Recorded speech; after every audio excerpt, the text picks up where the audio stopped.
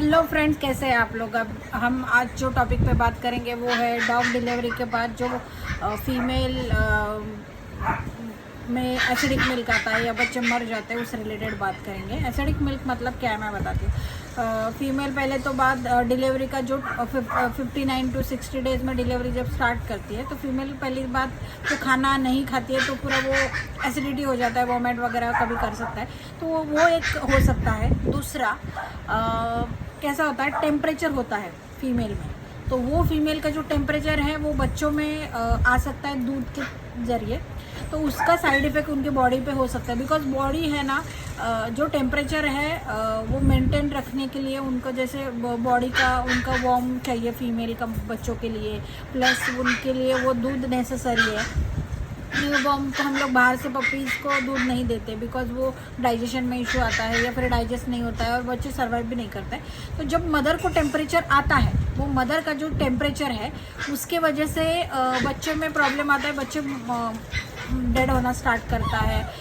मतलब 2 से 3 दिन के बाद होता है, बिकॉज जब डिलीवरी होता है उसका 1 दिन तो निकल जाता है, दूसरे तीसरे दिन ये एक पपी सर्वाइव करना मुश्किल हो जाता है। तो उसमें आपको एक चीज़ देखना पड़ेगा मदर को क्या टेम्परेचर है, क्योंकि नॉर्मली जब डिलीवरी के बाद फीमेल पूरा वीक हो जाता है और उसमें बॉडी पूरा, देखो डिलीवरी के टाइम पे जो प्रेशर वगैरह है उसकी वजह से वो फीमेल को प्रॉब्लम हो सकता है, और टेम्परेचर आता है, टेम्परेचर की वजह से वो बच्चों का जो दूध है उसमें वो टेम्परेचर आने के मतलब दूध फट जाएगा, तो उसको ही एसिडिक मिल्क एक टाइप का बोल सकते हैं। 2-3 टाइप है, बट मेरे हिसाब से तो यही है, उसकी वजह से बच्चे मरना स्टार्ट हो जाते हैं। या फिर उसमें और एक चीज़ हो सकता है, जैसे कि फीमेल में कभी कभी एसिडिटी की वजह से कैसा होता है, वो दूध एसिडिक बन जाता है।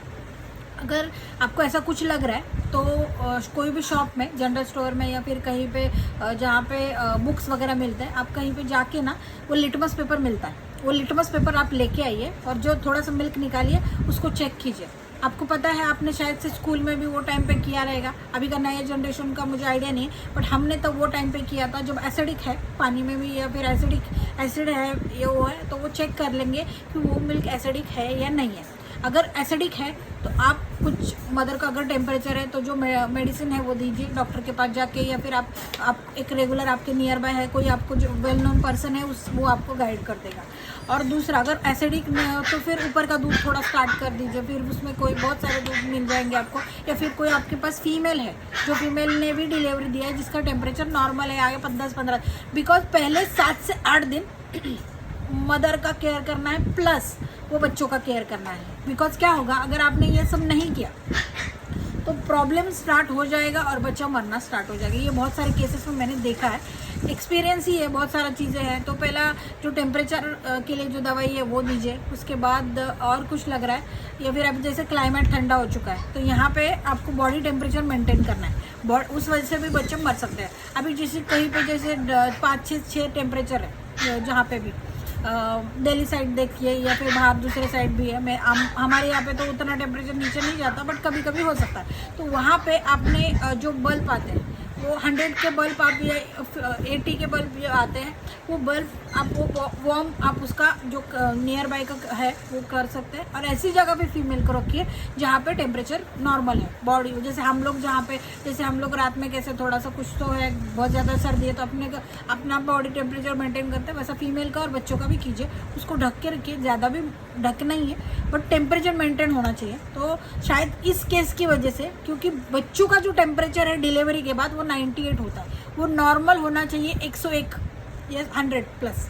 वो रखने के लिए आपको मतलब 10 से 12 दिन जब तक आँख नहीं खुलता बच्चों का, अपने केयर करना है। ये ब्रीडर के लिए है मेरा, प्लीज़ जितना हो सके आप ये टाइप से केयर कीजिए, कभी भी आपका बच्चा मरेगा नहीं, ये 100% की गारंटी है। क्योंकि पता नहीं कौन सा टाइप है, बट मैं 2-3 चीज़ें एक साथ ही आपको बताया, आप आपके हिसाब से देख लीजिए। अगर कुछ भी लग रहा है आप थोड़ा सा शफल करके देखिए, इस वजह से है उस वजह से, क्योंकि मैंने देखा है बहुत सारी चीज़ें, मैंने खुद भी सफ़र किया एक टाइम में, तो अभी कैसा एक्सपीरियंस ही अलग बात है।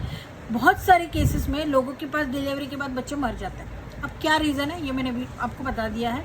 जितना हो सके लोगों तक पहुंचाइए और ब्रीडर तक पहुंचाइए जो ब्रीडिंग कर रहे हैं, तो बच्चे मरेंगे नहीं, तो वो रेशो है ना पूरा बंद हो जाएगा, मरने का रेशो ही बंद हो जाएगा और हेल्दी भी रहेंगे बच्चे। Thank you so much, like कीजिए, सब्सक्राइब कीजिए।